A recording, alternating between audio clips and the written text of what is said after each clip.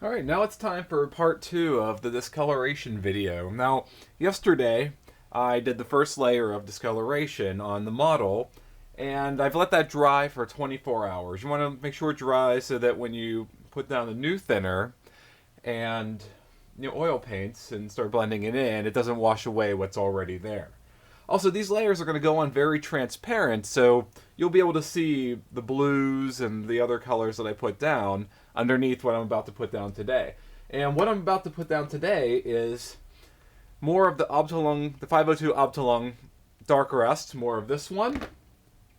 Starship Filth, great color, perfect for this sort of vehicle. And German Ochre. Now these colors are going to warm up the surface, and what I'm going to do when applying them is make more streaking effects. Not really defined streaks, but just enough to give the impression. We'll add more defined streaks later. So first off, I'm going to take a brush, wet it with some thinner, again, and wet the surface. Now I'm going to take some of the Starship Filth, which is almost black. It's like a very, very dark gray. There's a little bit of blue and warm. It's very hard to describe color, but it's perfect.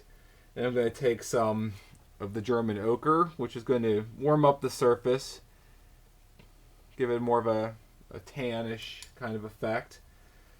And then more of the Dark Rust, because this is the fastest hunk of junk in the galaxy. It's got to have some rust. Now, I'm going to take a soft, wide, flat brush, no more thinner, and I'm just going to, again, streak this up and down, following, where gravity would put the streaks on a normal, real-life vehicle. Blend those in, and hopefully in the camera again, you can see some of the streaks that this is adding. Now, this is all well and good for the parts that are curved downward, but for flat parts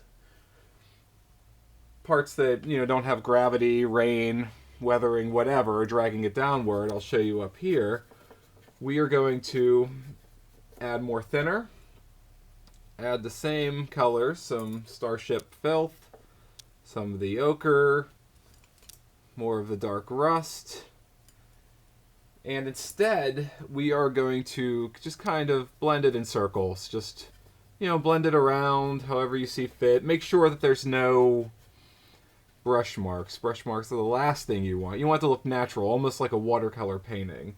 And if you need to, you can add a little more thinner on the flat parts just to make sure that there is no brush marks, no streaking. And there you have it. This was part 2. Part 3 is going to be where I start discoloring the panels individually, making some of the panels gray using the oil paints. I avoided doing that so far. That'll be the next step after I finish all this and it dries for another 24 hours. See you tomorrow.